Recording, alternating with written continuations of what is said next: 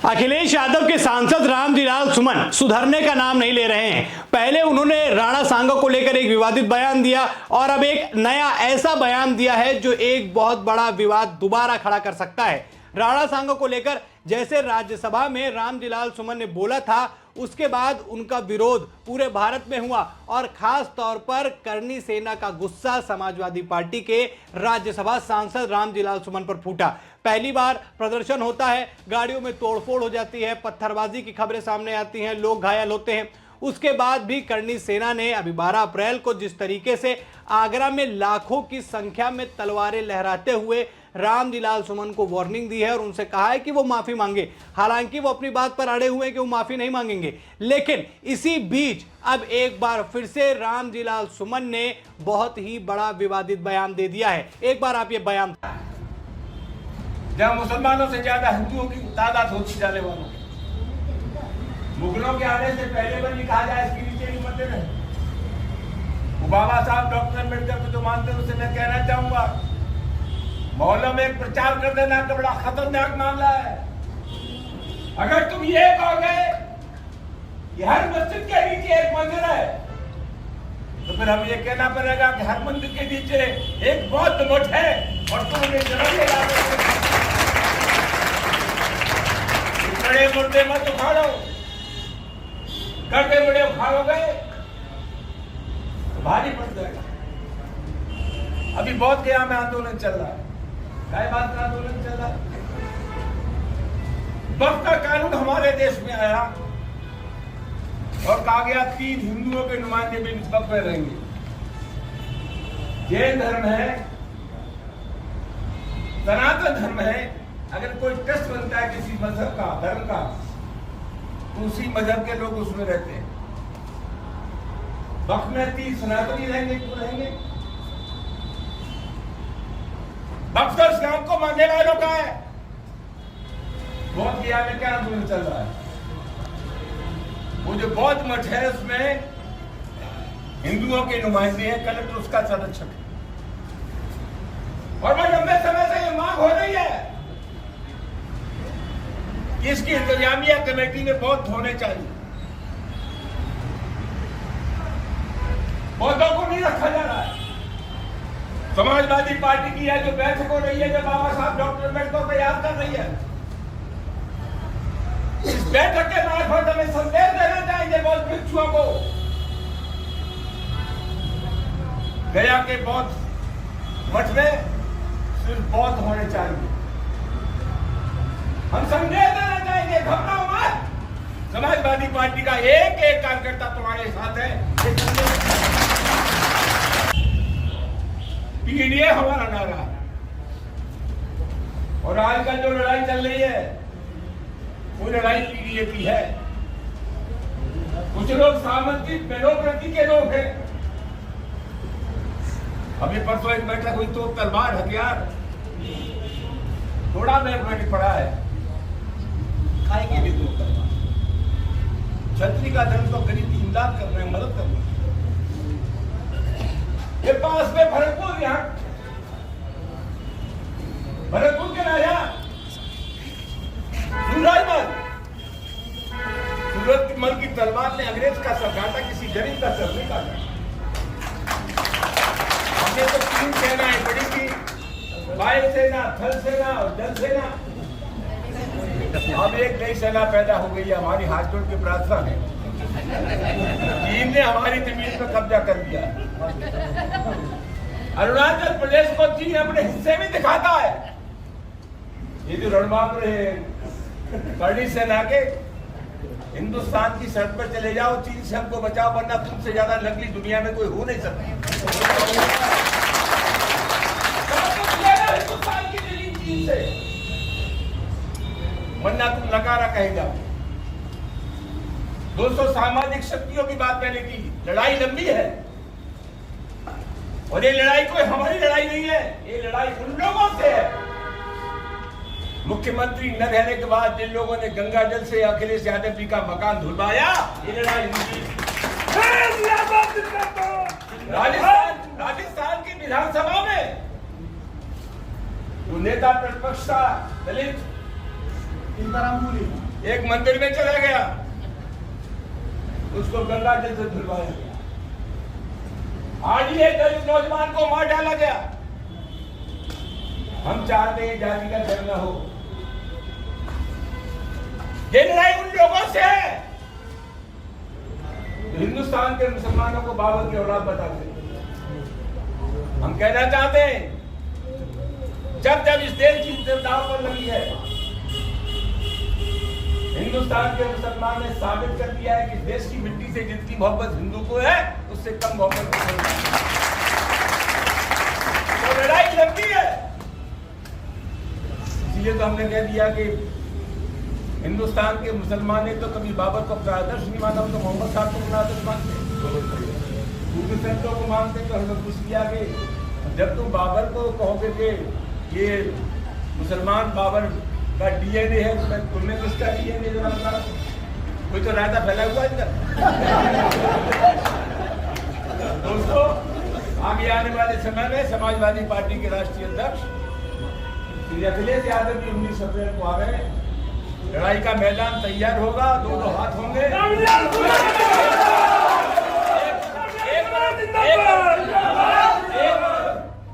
10% लोग हैं और दूसरी तरफ सामाजिक न्याय की जब प्रखर शक्तियां हैं। विजयी हमारी होगी, कोई भाई का लाभ हो नहीं सकता। रामजी सुमन कहते हैं कि गड़े मुर्दे मत उखाड़ो। तुम कहते हो हर मस्जिद के नीचे मंदिर है, तो हमें यह कहना पड़ेगा कि हर मंदिर के नीचे बौद्ध मठ है। अब इस बयान के बाद ये माना जा रहा है कि रामजी सुमन को पूरी तरीके से छूट दे दी गई है कुछ ऐसे बयान देने के लिए जिससे कहीं न कहीं प्रभाव सीधा सीधा उत्तर प्रदेश की राजनीति में पड़े और खास तौर पर उत्तर प्रदेश में होने वाले विधानसभा चुनाव में। अखिलेश यादव ने जैसे राणा सांगा को लेकर इन्होंने विवाद दिया था, उसके बाद अखिलेश यादव ने जिस तरीके से उनका समर्थन किया, उससे साफ नजर आ रहा था कि इनको एक दलित नेता प्रेजेंट करते हुए पीडीए की राजनीति चमकाने का प्रयास अखिलेश यादव कर रहे हैं। और अब एक बार फिर से सनातन को लेकर, हिंदुत्व को लेकर और हिंदुओं के प्रतीक को लेकर यानी मंदिर को लेकर जिस तरीके से विवादित बयान रामजी सुमन का आया है, उसके बाद रामजी सुमन फिर से एक बार चर्चा में आ गए हैं और लोग कह रहे हैं कि इस बार योगी आदित्यनाथ को एक्शन लेना ही पड़ेगा, क्योंकि एक के बाद एक ऐसे बयान जो कभी किसी जाति समुदाय को ठेस पहुंचाते हैं और अब तो सीधा हिंदू धर्म पर ही किस तरीके से रामजी सुमन ने अपने बयान दिया है। और इस बयान के बाद ये माना जा रहा है कि रामजी सुमन के लिए फिर से एक नया बखेड़ा शुरू हो सकता है और इसमें लोग ये भी उम्मीद जता रहे हैं कि योगी आदित्यनाथ इस बार कुछ ना कुछ इसमें अपनी बात जरूर रखेंगे और जिस तरीके से इनके बयान आ रहे हैं एक करारा जवाब जो है उनको देखने को मिलेगा। समाजवादी पार्टी की तरफ से जिस तरीके से रामजी सुमन को संरक्षण दिया गया राणा सांगा को लेकर विवादित बयान देने के बाद, उसके बाद जैसे ही इनकी छाती चौड़ी हुई है, देखिए किस तरीके से एक बार फिर से एक विवाद खत्म नहीं हुआ, दूसरे विवाद को इन्होंने जन्म दे दिया। और किया क्या है, इस बार मंदिरों को लेकर जो है इन्होंने एक विवादित टिप्पणी की है। केवल मंदिरों तक ही नहीं सीमित रहे, जिस करणी सेना ने आगरा में लाखों की संख्या में खड़े होकर इन्हीं के खिलाफ विरोध प्रदर्शन किया, उसी करणी सेना को लेकर भी रामजी सुमन ने कहा अगर तुम करणी सेना यानी तुम मतलब करणी सेना ये नहीं करते हो तो तुमसे ज्यादा नकली इस दुनिया में कोई नहीं है। भरतपुर के राजा सूरजमल ने अंग्रेजों के सिर काटे, किसी गरीब का सिर नहीं काटा। मतलब ये कह रहे हैं कि अगर तुम ये सारी चीजें कर रहे हो, अगर ना करते तो तुमसे ज्यादा नकली इस दुनिया में कोई फर्क ना पड़ता। यानी कि जिस तरीके से लगातार करणी सेना को लेकर पहले अखिलेश यादव का बयान आता है, कोई कहते कोई सेना वेना नहीं है, उसके बाद ये कह रहे हैं कि नकली है, तमाम तरीके की बातें निकलकर सामने आ रही हैं और रामजी सुमन अब बेहद चर्चा का विषय बन गए हैं।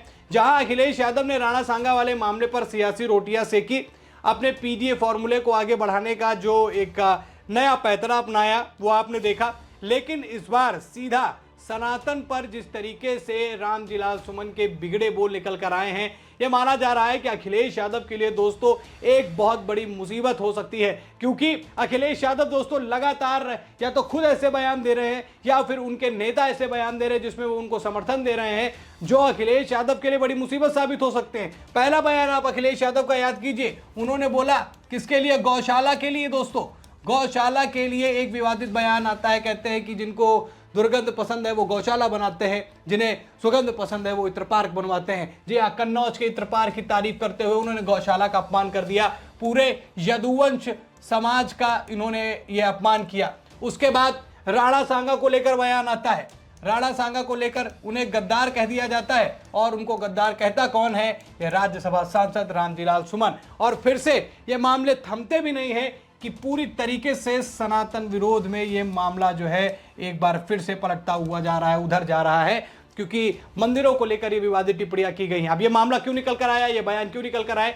क्योंकि संभल में जिस तरीके से लगातार चीजें हो रही हैं, समाजवादी पार्टी के सांसद जियाउर रहमान बर्क पर जिस तरीके के आरोप लग रहे हैं, हिंसा भड़काने के आरोप लग रहे हैं, उसी बीच जहां संभल में तरह तरह के मंदिर भी निकले, तो ये कहीं ना कहीं समाजवादी पार्टी अपने नेता को डिफेंड करने के लिए ऐसी बातें कर रही है कि मंदिर खोदेंगे तो फिर बौद्ध का मठ निकलेगा। तमाम तरीके के इस तरीके के बयान सनातन धर्म को आहत कर सकते हैं, और सबसे बड़ा प्रभाव उत्तर प्रदेश की राजनीति में देखने को मिलेगा। और ये साफ समझ में आ रहा है कि अखिलेश यादव रामजीलाल सुमन को फ्री हैंड दे चुके हैं। रामजीलाल सुमन अब कुछ भी बोलेंगे तो अखिलेश यादव उसका समर्थन करने के लिए आगे आते हुए आपको नजर आएंगे। पीडीए फॉर्मूला के तहत जो अपनी राजनीति चमकाने का प्रयास कर रहे हैं अखिलेश यादव, ये उनके लिए भारी पड़ सकता है। पहला, क्षत्रियों का विरोध जो कि 5% है उत्तर प्रदेश में, और उसके बाद पूरी तरीके से हिंदुओं को लेकर, सनातन धर्म को लेकर जो इन्होंने बात बोली है, वो कहीं ना कहीं ये बड़ा प्रभाव डालने वाली है। समाजवादी पार्टी के ऊपर सनातन विरोधी होने के तमाम तरीके के आरोप भारतीय जनता पार्टी लगाती हुई आई है। मुलायम सिंह यादव के दौर में अयोध्या में कार सेवकों पर गोली चली हो, उसको लेकर समाजवादी पार्टी को आज तक उस बात का विरोध सहना पड़ा हो। अखिलेश यादव का राम मंदिर न जाना हो, उसको लेकर विरोध सहना पड़ा हो, और खास तौर पर अपने सांसदों को बचाने के लिए सनातन धर्म को टारगेट करना समाजवादी पार्टी लगातार कर रही है। और ये उसी का दोस्तों प्रमाण है कि रामजीलाल सुमन ने एक बार फिर से ऐसा बयान दे दिया है कि रामजीलाल सुमन चर्चा का विषय तो बनी गए हैं, साथ ही साथ लोगों की आंखों में भी खटक रहे हैं। जिस तरीके से पुलिस प्रशासन ने आगरा में इनको सुरक्षा दी, ये मान के चलिए अगर सुरक्षा व्यवस्था में जरा से भी चूक होती तो इनके लिए बड़ी मुसीबत बन जाती। लेकिन एक मुसीबत टली नहीं दोस्तों, अब एक नई मुसीबत इन्होंने पाल ली है। क्या कहना चाहेंगे रामजीलाल सुमन के लिए? कमेंट करके हमें जरूर बताइएगा। रामजीलाल सुमन का मैं पूरा भाषण आपको सुना देता हूं।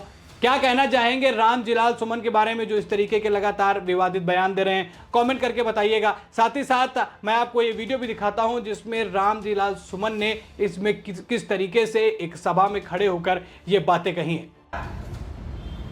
जहां मुसलमानों से ज्यादा हिंदुओं की तादाद होती जाने वालों, मुगलों के आने से पहले बनी कहा जाए इसके नीचे नहीं मंदिर है।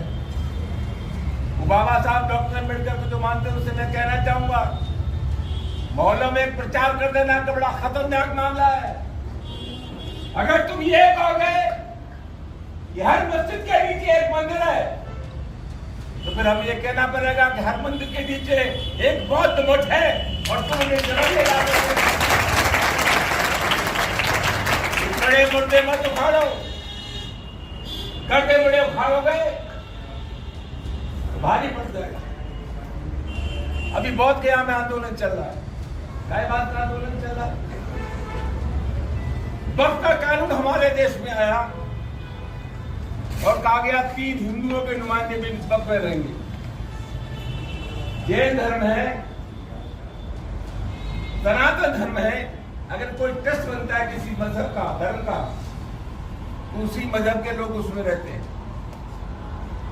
वक्फ में 3 सनातनी रहेंगे, क्यों रहेंगे? वक्फ तो इस्लाम को मानने वालों का है। बौद्ध गया में क्या आंदोलन चल रहा है? वो जो बौद्ध मठ है उसमें हिंदुओं के नुमाइंदे हैं, कलेक्टर उसका संरक्षक है। और मैं लंबे समय से ये मांग हो रही है कि इसकी इंतजामिया कमेटी में बौद्ध होने चाहिए। बौद्धों को नहीं रखा जा रहा है। समाजवादी पार्टी की है जो बैठक हो रही है, जो बाबा साहब डॉक्टर अम्बेडकर को याद कर रही है, इस बैठक के मार्फत हमें संदेश देना चाहिए बौद्ध भिक्षुओं को। गया के बौद्ध मठ में सिर्फ बौद्ध होने चाहिए। हम संदेश देना चाहिए, घबराओ मत, समाजवादी पार्टी का एक एक कार्यकर्ता तुम्हारे साथ है। पीडीए हमारा नारा है। और आजकल जो लड़ाई चल रही है वो लड़ाई पीडीए की है। कुछ लोग सामाजिक डेमोक्रेसी के लोग हैं। अभी परसों एक बैठक हुई तो तलवार हथियार थोड़ा बैग मैंने पड़ा है, खाएंगे भी दो तलवार। छतरी का धर्म तो गरीब की इमदाद कर रहे हैं, मदद कर रहे हैं। ये पास में भरतपुर, यहाँ भरतपुर के राजा सूरजमल की तलवार ने अंग्रेज का सर काटा, किसी गरीब का सर नहीं काटा। हमने तो 3 सेनाएं बड़ी की, वायु सेना, थल सेना और जल सेना। अब एक नई सेना पैदा हो गई है, हमारी हाथ जोड़ के प्रार्थना है।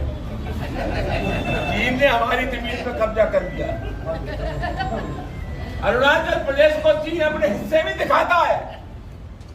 ये जो रणबांकुर है करणी सेना के, हिंदुस्तान की शर्त पर चले जाओ, चीन से हमको बचाओ, वरना तुमसे ज्यादा नकली दुनिया में कोई हो नहीं सकता। हिंदुस्तान की जमीन चीन से, वरना तुम नकारा कहे जाओ। दोस्तों, सामाजिक शक्तियों की बात मैंने की। लड़ाई लंबी है और ये लड़ाई कोई हमारी लड़ाई नहीं है, ये लड़ाई उन लोगों से है। मुख्यमंत्री न रहने के बाद जिन लोगों ने गंगा जल से अखिलेश यादव जी का मकान धुलवाया, ये लड़ाई उनकी। राजस्थान की विधानसभा में जो नेता प्रतिपक्ष था दलित, एक मंदिर में चला गया, उसको गंगा जल से धुलवाया गया। आज ही एक दलित नौजवान को मार डाला गया। हम चाहते हैं जाति का धर्म न हो। ये लड़ाई उन लोगों से है तो हिंदुस्तान के मुसलमानों को बाबर की औलाद बताते हैं। हम कहना चाहते हैं, जब जब इस देश की दाव पर लगी है, हिंदुस्तान के मुसलमान ने साबित कर दिया है कि देश की मिट्टी से जितनी मोहब्बत हिंदू को है, उससे कम मोहब्बत तो लड़ाई लंबी है। इसलिए तो हमने कह दिया कि हिंदुस्तान के मुसलमान ने तो कभी बाबर को अपना आदर्श नहीं माना, तो मोहम्मद साहब को अपना आदर्श मानते, दूसरे संतों को मानते। तो हमें कुछ किया कि जब तुम बाबर को कहोगे कि ये मुसलमान बाबर का डीएनए है, तो तुमने किसका डीएनए जरा बता। कोई तो रायता फैला हुआ है। दोस्तों, आगे आने वाले समय में समाजवादी पार्टी के राष्ट्रीय अध्यक्ष श्री अखिलेश यादव जी 19 अप्रैल को आ रहे हैं। लड़ाई का मैदान तैयार होगा, दोनों हाथ होंगे।